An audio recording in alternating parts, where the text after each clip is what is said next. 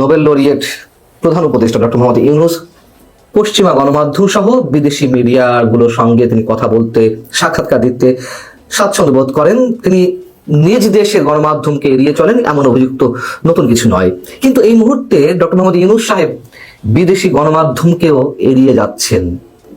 বিদেশি গণমাধ্যমে কারোর সঙ্গে কোনো ধরনের কথা বলছেন না, সাক্ষাৎকার দিচ্ছেন না। বিষয়টি আসলে কি? এমনকি তার উপদেষ্টা পরিষদের কোনো সদস্য বিদেশি গণমাধ্যমের মুখোমুখি হচ্ছেন না। ভিতরে খবরটা আসলে কি?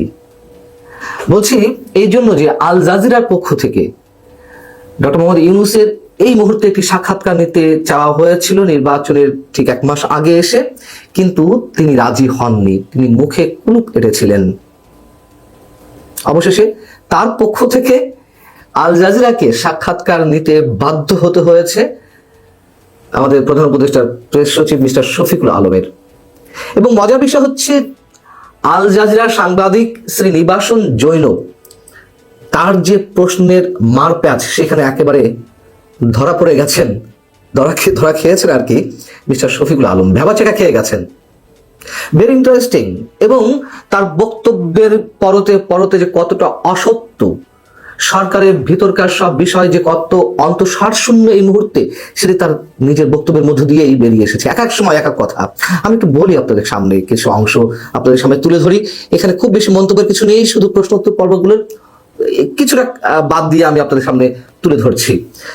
এবং আল জাজিরার পক্ষ থেকে নির্বাচনী ডামাডোলের মধ্যে যে রাজনৈতিক উত্তেজনা বৃদ্ধি, একের পর এক রাজনৈতিক হত্যাকাণ্ড, গণমাধ্যমের কার্যালয় জ্বালিয়ে দেওয়া, গুড়িয়ে দেওয়া, সাংস্কৃতিক প্রতিষ্ঠানে হামলা, হিন্দু ব্যক্তিকে পিটিয়ে হত্যা সহ আরো অনেক বিষয় সেখানে উঠে আসে।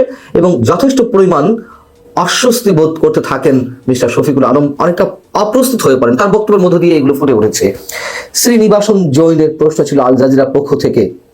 এবং তার আগে বলি যে তিনি যে বক্তব্য দিতে চাচ্ছেন না, ডক্টর মোহাম্মদ ইউনূস সাক্ষাৎকার এড়িয়ে যাচ্ছেন, সেই বিষয়টিও নোটিশ করেছেন আল জাজিরার সাংবাদিক। তিনি সরাসরি শফিকুল আলমকে বলছেন যে সাধারণত অন্তর্বর্তী সরকার নিয়ে সাক্ষাৎকার নিতে চাইলে আমরা প্রধান উপদেষ্টার সঙ্গে কথা বলি এবং তাকে পাওয়া যায়, কিন্তু এবার কিছুটা দ্বিধা লক্ষ্য করা গেছে। আমরা তার সঙ্গে কথা বলতে পারিনি, এমনকি কোনো মন্ত্রী সমমর্যাদার উপদেষ্টাকেও পাওয়া কঠিন ছিল।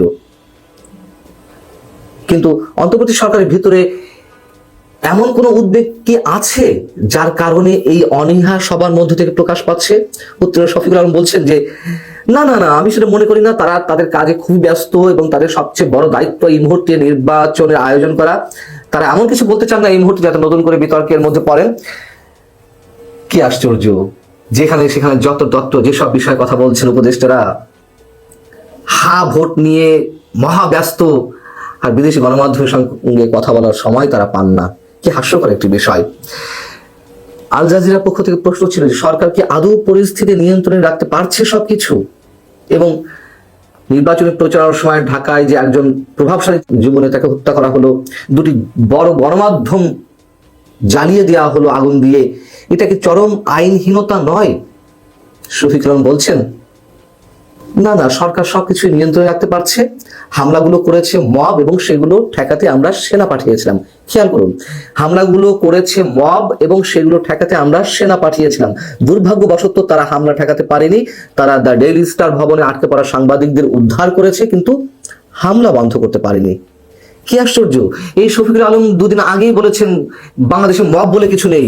যা কিছু ঘটছে আওয়ামী লীগ সরকারের 15.5 বছরের বিভিন্ন কর্মকাণ্ডে, অত্যাচার, নির্যাতনে মানুষ অতিষ্ঠ হয়ে তাদের যে পুঞ্জীভূত ক্ষোভ, তার নাকি বিস্ফোরণ ঘটছে। অথচ এখন এসে তিনি মব বলতে বাধ্য হচ্ছেন। যদিও ডেইলি স্টার প্রথম আলোতে যেদিন অগ্নিকাণ্ডের ঘটনা ঘটানো হলো, সেদিন তিনি এই শব্দটা উচ্চারণ করেছিলেন। আমরা অবাক হয়েছিলাম, বিস্ময় প্রকাশ করেছিলাম।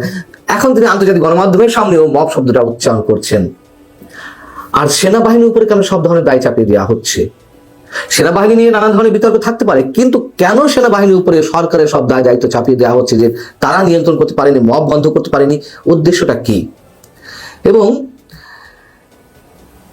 প্রশ্ন ছিল, ছড়িয়ে পড়া ভিডিওতে দেখা গেছে পুলিশ দাঁড়িয়ে দাঁড়িয়ে মবের হামলা দেখছিল, পুলিশের তেমন একটা তৎপরতা দেখা যায়নি। আবার শফিকুল আলম বলছে না, আমরা তো সেনাবাহিনী ও পুলিশ পাঠিয়েছি, তারা কেন কার্যকর ব্যবস্থা নিতে ব্যর্থ হয়েছে তা তদন্ত করা হচ্ছে। আল জাজিরার সাংবাদিক বলছেন, আপনি কি ঘটনার ভয়াবহতা কম করে দেখাচ্ছেন? দ্য ডেইলি স্টারের সম্পাদক এবং প্রকাশক মাহফুজ আনাম বলেছেন যে আমরা হত্যার যুগে প্রবেশ করেছি, মত প্রকাশের স্বাধীনতার কথা বলে যান। এখন প্রশ্ন হলো টিকে থাকার অধিকার নিয়ে। আল জাজিরার সাংবাদিক কোট করছেন মাহফুজ আনামের বক্তব্য, অথচ ডক্টর ইউনূস কথায় কথা বলেন যে আমরা বর্বরতার থেকে নাকি সভ্যতার যুগে প্রবেশ করেছি। যাই হোক, শ্রীনিবাসন আল জাজিরার সাংবাদিক, তিনি বলছেন দ্য নিউ এজ সম্পাদক নুরুল কবির কে ডেইলি স্টারের কার্যালয়ের বাইরে মারধর করা হয়েছে। তিনি বলেছেন, আমি পরিষ্কারভাবে বলতে পারি সরকারের একটি অংশ কিংবা পুরো সরকার এই ঘটনা ঘটতে দিয়েছে। শফিকুল আলম উত্তর দিতে গিয়ে বললেন যে নুরুল কবির মিথ্যা বলেছেন, এমন অভিযোগ করার আগে তাকে প্রমাণ দিতে হবে, এটা ভিত্তিহীন। যদি তিনি মনে করেন সরকারের কোনো অংশ জড়িত তাহলে প্রমাণ দিক। আমরা কি পুলিশ পাঠাইনি, আমরা কি সেনাবাহিনী পাঠাইনি? আবারও তিনি খুব নিজেকে জাহির করে বলছেন। আল জাজিরার সাংবাদিক তখন তিনি বলছেন, হয়তো নুরুল কবির বোঝাতে চেয়েছেন পুলিশ কার্যকর ছিল না, তারা হামলা ঠেকাতে পারেনি। তারপরে কি এক অদ্ভুত উত্তর দিলেন প্রধান উপদেষ্টার প্রেস সচিব মাননীয় শফিকুল আলম সাহেব। তিনি বললেন, তারা তদন্ত করে দেখা যে পুলিশ তা ঠেকাতে পারেনি। এটা কোনো কথা? তদন্ত করবে সাংবাদিকরা, তদন্ত করা কাজ সাংবাদিকদের। যা দেখা যাচ্ছে, যা আমরা দেখছি, সেগুলোই তো প্রকাশ করা হচ্ছে, এবং সেই প্রকাশ করতে গিয়ে, সমালোচনা করতে গিয়ে আমাদের মতন কাউকে কাউকে কারাগারের অন্ধ প্রকোষ্ঠে থাকতে হচ্ছে মাসের পর মাস। আল জাজিরার পক্ষ থেকে প্রশ্ন করা হলো পরবর্তীতে এসে, কিন্তু সেই ব্যাখ্যা কি সরকারের পক্ষ থেকে আসা উচিত না? যেটা বলছিলাম যে তদন্ত বা ব্যাখ্যা যারা অভিযোগ করছে তাদেরকে নাকি দিতে হবে, তদন্ত করতে হবে। এবং শফিকুল আলমের উদ্দেশ্যে বলা হচ্ছে, আপনি কি বলছেন সরকারের ভিতর কেউ দায়ী নয়? এটা মনে করিয়ে দিয়ে প্রশ্ন করে শ্রীনিবাসন বলছেন, জাতিসংঘ বলেছে অন্তর্বর্তী সরকারের দায় মুক্তির সংস্কৃতি মোকাবেলায় ব্যর্থতার ফল হচ্ছে এই মব হামলা। এটা তো নুরুল কবির কেবল বলেননি, জাতিসংঘ বলেছে। তখন আবার শফিকুল আলম বলছেন, আমি সেটাও প্রত্যাখ্যান করি। আমাদের রেকর্ড দেখুন, আমরা 17 মাস ধরে ক্ষমতায় আছি, এই সময়ের অপরাধ পরিসংখ্যান পুলিশের কাছ থেকে দেখুন। আহা, কি দেখব। শ্রীনিবাসন জৈন প্রশ্ন করছেন, আপনি নুরুল কবিরের অভিযোগ প্রত্যাখ্যান করেছেন, জাতিসংঘের মূল্যায়নও প্রত্যাখ্যান করেছেন, অর্থাৎ আপনি এটা অস্বীকার করছেন যে সরকারের ভেতরে বা জোটে কোনো চরমপন্থী উপাদান আছে যারা সরকারকে অনেকটা হাইজ্যাক করে ফেলেছে, যার কারণে এসব ঘটনা ঘটছে। আবার বলছে এসব আজগুবি কথা, এগুলো কোনোটাই সত্য নয়। এটি আমাদের ইতিহাসের অন্যতম সেরা ক্যাবিনেট, যেখানে শিক্ষাবিদ রয়েছেন, শীর্ষ সাবেক আমলারা রয়েছেন, অবসরপ্রাপ্ত সাবেক জ্যেষ্ঠ সামরিক কর্মকর্তা, কূটনীতিক এবং মানবাধিকার কর্মীরাও উপদেষ্টা পরিষদে রয়েছেন। শ্রীনিবাসন তাহলে বলছেন তারপরে যে তাহলে হাসিনা বা তার সমর্থক নির্বাচনের আগে বাংলাদেশে সন্ত্রাসী কার্যক্রম করার জন্য উদ্বুদ্ধ করছে, আওয়ামী লীগ নাকি সন্ত্রাসী কার্যক্রম করতে উদ্বুদ্ধ করছে, এটার প্রমাণ কোথায়? তখন তিনি বলছেন, কেন প্রমাণ দেখাতে পারিনি? প্রমাণ তো আছেই আমাদের কাছে।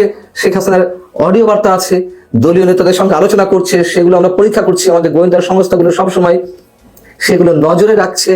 কি অদ্ভুত বক্তব্য! সন্ত্রাসী কর্মকাণ্ড আওয়ামী লীগের নেতাকর্মীরা করছেন কিনা এই প্রশ্নটা করা হয়েছে, তার কোনো বাস্তব ভিত্তিক উদাহরণ না দিয়ে উনি বলে ফেললেন, এই যে অডিও শুনছি, এই করবে সেই করবে, এই যে আমাদের গোয়েন্দা সংস্থাগুলো কাজ করছে, কিন্তু প্রমাণটা কোথায়? আল জাজিরার পক্ষ থেকে প্রশ্ন করা হলো যে এই নির্বাচনে ডক্টর ইউনূসের পরীক্ষার শেষ অধ্যায়, তিনি কি সব মিলিয়ে দায়িত্ব পালন করতে পেরেছেন বা পারছেন? শফিকুল আলম সবসময় যা বলেন আবারও তাই বললেন, তিনি অসাধারণ কাজ করছেন, ইতিহাস তার প্রতি সদয় হবে। তিনিও তার সরকার একটি ভঙ্গুর অর্থনীতি সামলাচ্ছেন, একটি গণভ্যুত্থান হয়েছে, মানুষ ক্ষিপ্ত, তিনি সবাইকে শান্ত করে স্থিতিশীলতা বজায় রাখতে পেরেছেন। বর্তমানে যা চলছে তা নাকি স্থিতিশীলতা। কপাল ভালো, রাজনৈতিক দলগুলো এখনো পর্যন্ত ডক্টর মোহাম্মদ ইউনূসকে সমর্থন দিয়ে টিকিয়ে রেখেছে, নইলে অস্থিতিশীলতা কাকে বলতো? সম্ভবত সেই দুর্ভাগ্য হতো আমাদের তা অবলোকন করার। তিনি বলছেন যে আমাদের রেকর্ড আছে, আমরা অর্থনীতি পুনরুদ্ধার করতে পেরেছি, আইন শৃঙ্খলা পরিস্থিতির উন্নয়ন করতে পেরেছি, শান্তি স্থিতিশীলতা ফিরিয়ে আনতে পেরেছি, আমরা নতুন পররাষ্ট্র নীতি নিয়েছি, গৌরবের সঙ্গে আমরা সাংস্কৃতিক বৈচিত্র্যকে তুলে ধরছি। বলুন, বৈচিত্র্যময় সাংস্কৃতিক কর্মকাণ্ড তুলে নাকি ধরছে এই সরকার। সাংস্কৃতিক কর্মীদের উপর হামলা, নাট্যকর্মীদের উপর হামলা, নাটক যাত্রাপালা বন্ধ করে দেওয়া, মব সৃষ্টি করা, বাউল সম্প্রদায়ের উপরে আঘাত হানা, এইগুলো নাকি বৈচিত্র্যময় সংস্কৃতি। নতুন পররাষ্ট্রনীতি গ্রহণ করেছে সরকার, তা বটে। তুমুল ভারত বিরোধিতার মাধ্যমে অস্বাভাবিক পাকিস্তান প্রীতির পররাষ্ট্রনীতি আমরা দেখতে পাচ্ছি। সব শেষে এসে আল জাজিরা সাংবাদিক শ্রীনিবাসন জৈন বলছেন, মন্তব্য করছেন, মানে ইতিহাস যে ডক্টর মোহাম্মদ ইউনূসের প্রতি সদয় হবে আপনি বলছেন বা বলেছেন, আমরা কি এটা দেখার অপেক্ষায় থাকবো? শফিক আলম বলছেন, আরেকটি বিষয় দেখুন, গত 17 মাসে ডক্টর মোহাম্মদ ইউনূসের গ্রহণযোগ্যতা কি পরিমাণ, তার প্রতি সমর্থন 70% নিচে একবারও নামেনি। এই যে সব শেষে একটি কথা বললেন, জনপ্রিয়তাকে উল্লেখ করে ডক্টর মোহাম্মদ ইউনূসের সমর্থন নাকি এত এত পরিমাণ, এই সময় এসে এইভাবে শতাংশ দিয়ে, শতকরা হিসাব দিয়ে ডক্টর মোহাম্মদ ইউনূসের যে জনপ্রিয়তা 70%, এটি দ্বারা তিনি কি প্রমাণ করতে চেয়েছেন? এর ভিতর কি অন্য কিছু লুকিয়ে আছে?